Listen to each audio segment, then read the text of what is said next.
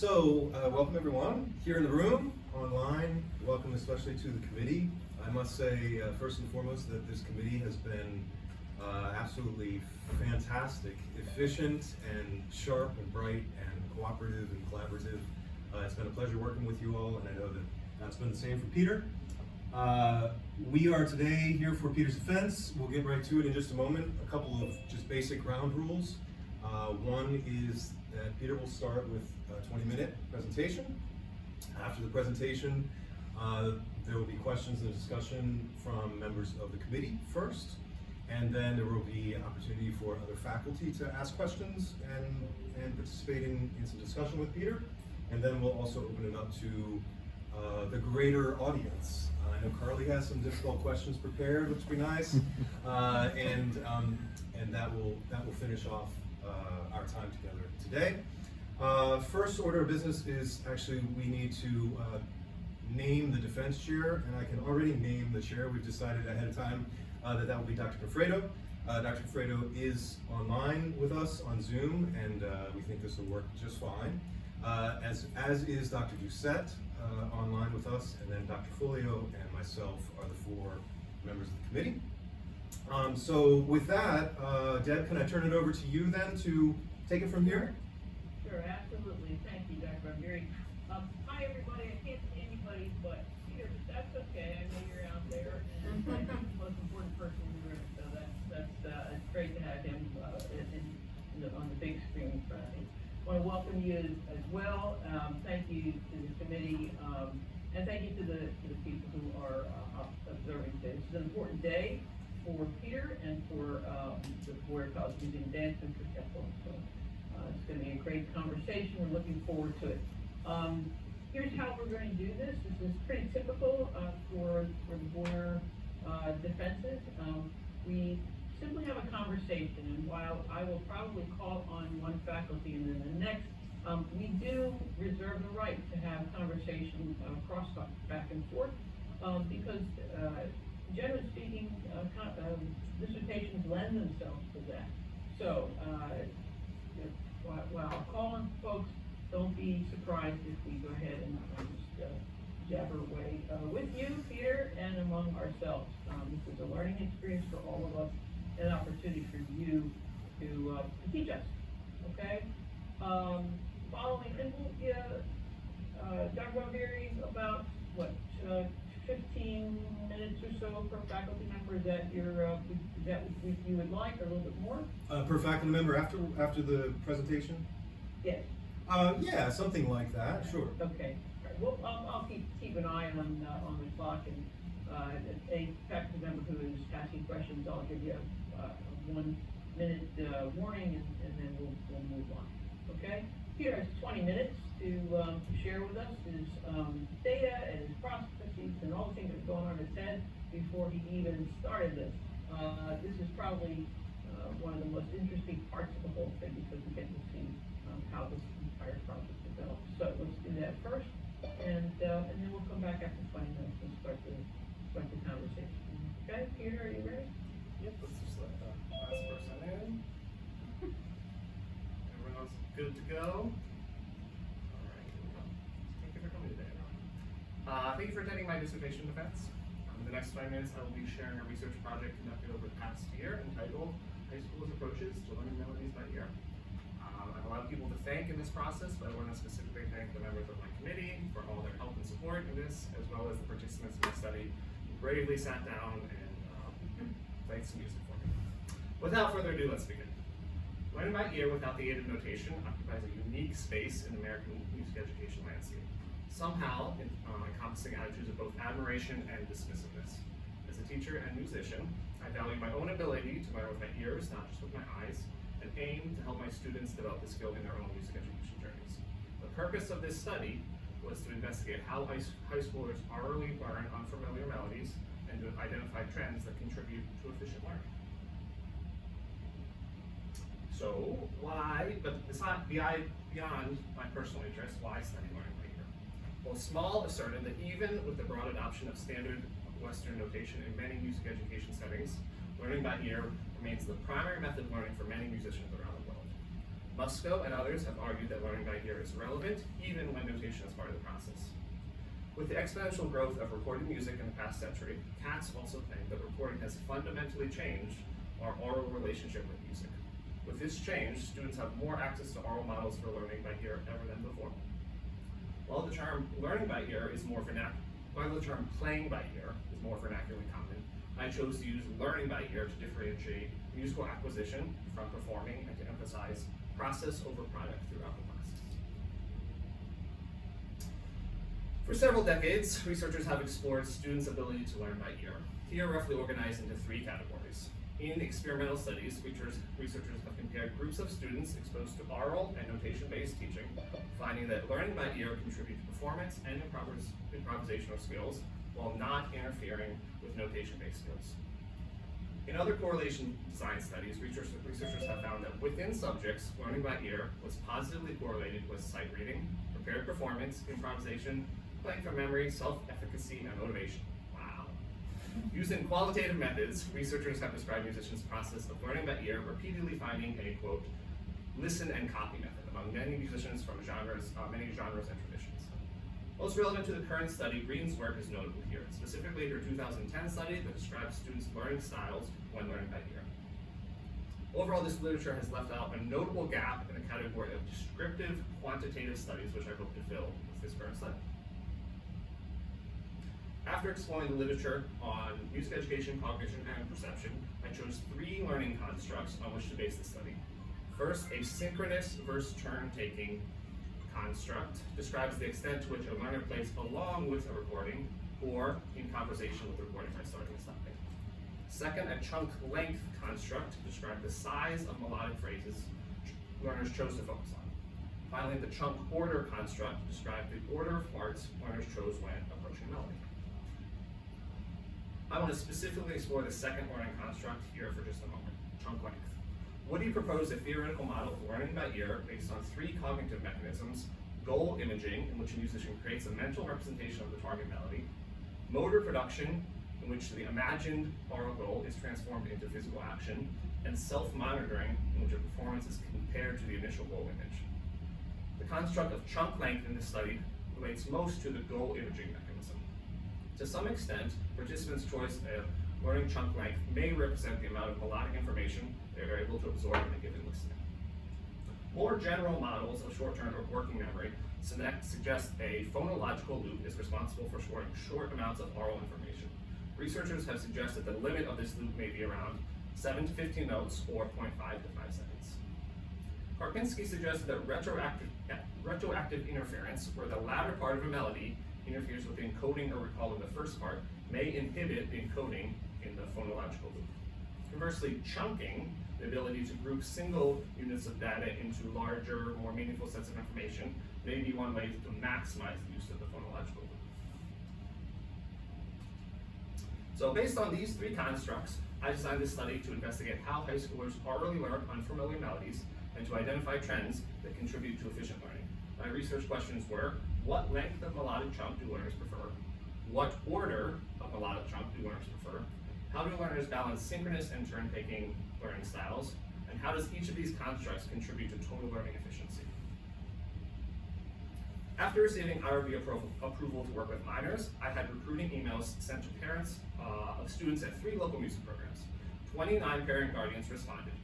Between January and March of 2022, I met with 29 participants aged 12 to 19. The infographic on the right here shows the proportion of instruments represented in this study. A lot of piano. I met with each participant for 30 minutes or less in an office or practice room where they independently attempted to learn 3 melodies by ear. Each melody was presented via a digital interface designed specifically for this study, shown here on the right. Participants selected portions of the melody to listen to by clicking and dragging in the lower black area. The purple bar represented the selected measures. For example, measures 2 through 5 have been selected here. By pressing play, participants would hear that portion of the melody after a 4-beat count-in. After demonstrating the use of the interface, I left participants to independently work through each of the 3 test melodies. Participants were told to move on to the next melody after they had accurately performed it or after 10 minutes had passed. As participants worked, the interface recorded starting and stopping data for each melodic chunk, as well as synchronous or turn-taking data for each second of the interaction. I composed the melodies for the study to be similar enough to prevent an order effect, but to be unique enough to prevent a practice effect. After writing 10 initial melodies, I consulted with 2 music education experts to help determine the most musical choices presented here. I transposed melodies into keys deemed to be accessible for each instrument group: D for string players, B flat for winds, and C for keyboard. The order of the melodies was counterbalanced to prevent an order effect. The following audio example is from participant 1 working on melody A. First, you will hear this participant try measures 3 and 4 using a turn-taking approach. Then return to the beginning, synchronously playing measures 1 through 4. The delay you hear between the participant and the recording is actually what happened in the room. It's not due to any latency.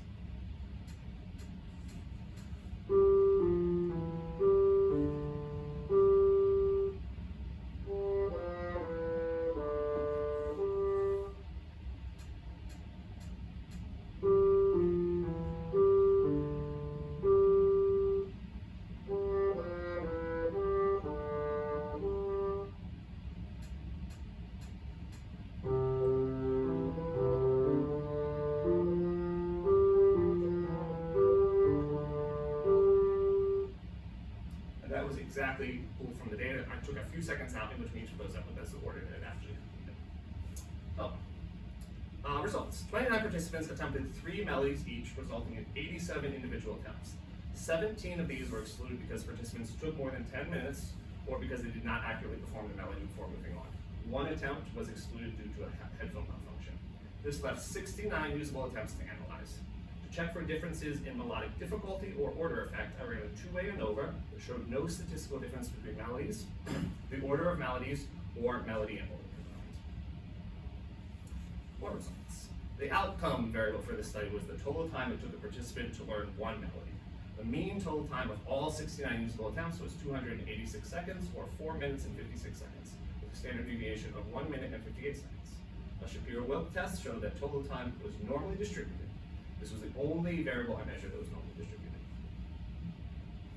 To answer research question 1, what length of melodic chunks do learners prefer? I recorded the length of every chunk in every attempt, a total of 1,592 displayed here in a histogram.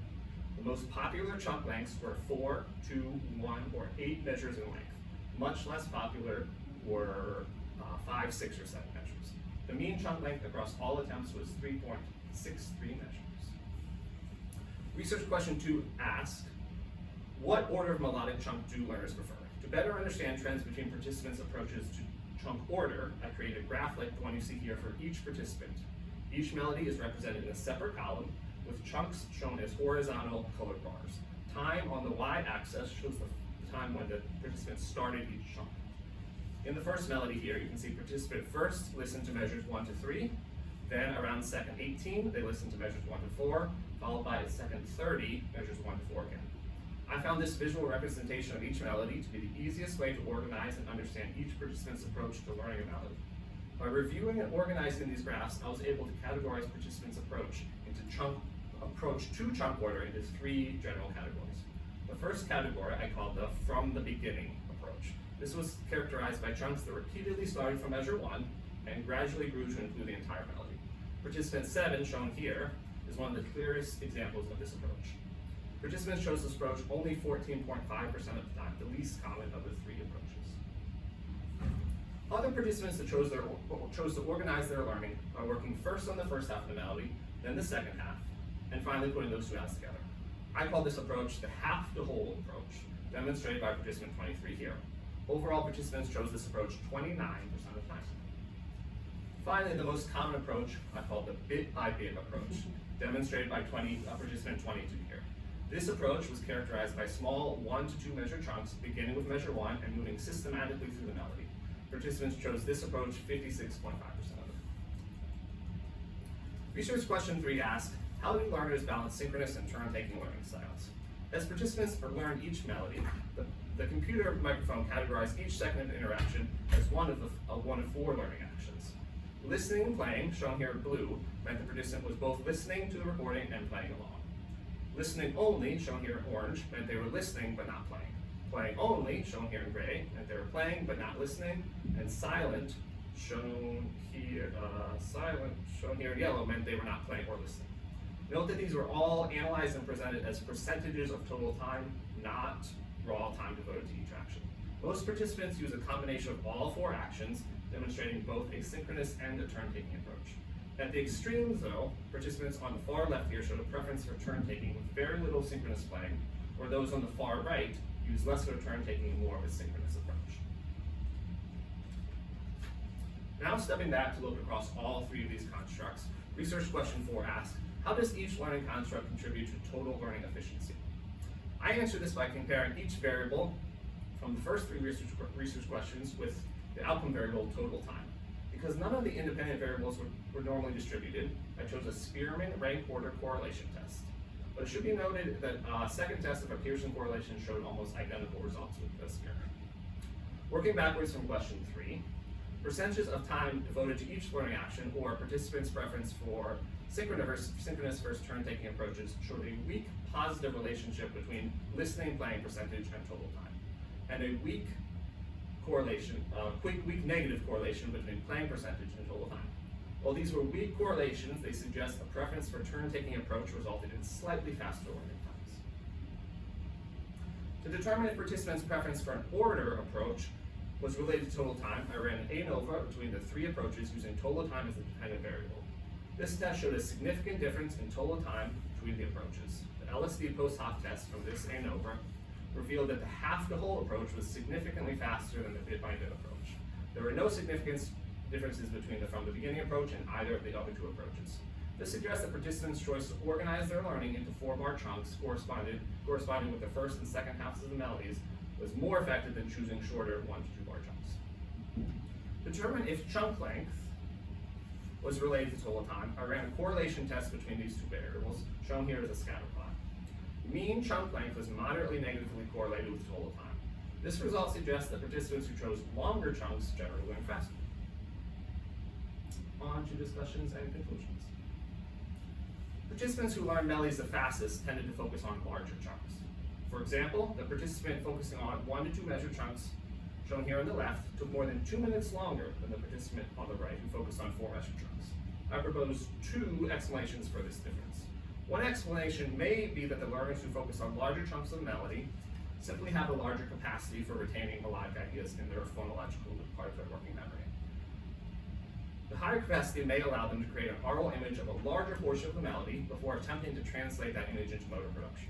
Students who focus on shorter chunks of the melody may simply have a smaller capacity in the phonological loop. A second explanation, in my opinion more likely, is that participants who focus on larger chunks and learn faster conceptualize the melody as a series of related parts rather than 20 to 22 individual notes. By listening to a larger portion of the melody, these students were able to make connections that simplify the encoding of the melody. Participants, for example, may have consciously or unconsciously organized notes into groups based on harmonic function, rhythmic repetition, or melodic sequence. Participants all began learning the first measure of the melody and generally worked linearly through the rest, sometimes reviewing previous portions. No one chose a random order or started learning a louder part of the melody. Participants who chose the half-to-whole approach significantly outperformed those who chose the bit-by-bit approach, but had no advantage over the from-the-beginning approach. These findings match the negative correlation between mean chunk length and total time, suggesting that focusing on larger chunks corresponded to faster learning. Participants who used the half-to-whole approach, shown here on the right, may have also benefited with the alignment of the phrases of the melody. Each melody featured a 4-bar antecedent phrase, followed by a consequent phrase ending on a tonic function. By focusing on chunks that corresponded with the phrasing of the melody, participants using the half-to-whole approach may have created a more robust aural image than those listening to smaller chunks that did not align with the 4-measure phrases. Some participants made significant changes in approach between attempts, usually the second attempt. These results didn't seem to follow any specific trend, but oftentimes resulted in faster learning times. Participants were free to use a synchronous approach, playing along with the melody, or a turn-taking approach, listening and playing in response to the melody. In most cases, participants used some combination of these 2 approaches with varying success. Correlation results showed that a participant's preference for one approach over the other was not strongly associated with learning time. These results align with previous studies where participants learned equally well in synchronous and turn-taking conditions. In the context of Woody's 2019 playing by ear model, Participants' choice to use both synchronous and turn-taking approaches may be explained by the need to first create a goal image and then check their performance through self-monitoring. During goal imaging, a learner may prioritize turn-taking as they focus on listening and memorizing parts of the melody. As the learner becomes more confident, they may then move to synchronous playing as a way to self-monitor in immediate comparison to the recording. When learning from a recording, learners have the option to compare their performance either to the internal oral image or to the external recording. By playing along with the recording, learners may have reduced the chance of false syncoping. Some implications. Results from this study represent only the experience of 29 individuals and may not apply more broadly. Still, teachers and students might explore a few general strategies when learning by ear. Initially focusing on 2 measured chunks, about 4 seconds long, including 4 to 6 notes, seems to be an accessible length for most high school students. Pushing students to extend learning phrases, especially those that align with melodic features, may help students chunk into more meaningful groups and expand the capacity of their working memory. Finally, a mixture of turn-taking and synchronous playing may contribute to effective goal imaging and self-monitoring. Looking forward a little bit. The devices we use to practice and learn music could be generating important data for understanding individual learning approaches and needs. I hope to see more teachers and researchers utilizing data similar to those used in this study to better understand student needs. Future related studies might benefit from several changes. This particular analysis did not fully capture subtle uses of synchronous and turn-taking approaches throughout the learning session. Future research is needed to better understand students' use and preference specifically related to the ordering of synchronous and turn-taking approaches, not just total percentages. Finally, 2 styles of synchronous playing emerged. One that we heard in the audio example earlier, where the learner plays slightly behind the recording. Other times, participants played exactly with the recording. I think in future studies, those should be differentiated. With that, I would like to thank you very much for your time here. Here are the references referenced in the slide, and I will open up to any questions at this point.